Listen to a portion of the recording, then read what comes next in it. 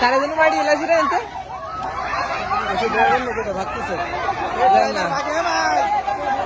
এই গাড়ি ড্রাইভার কো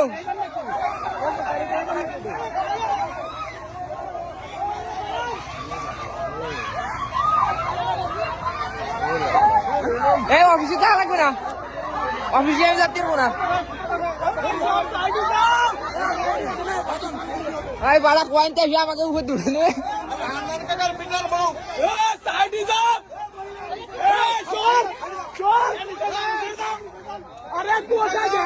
গাড়ি দম করে লাগাই দিচ্ছে আরে হান্নান কাকার বিটার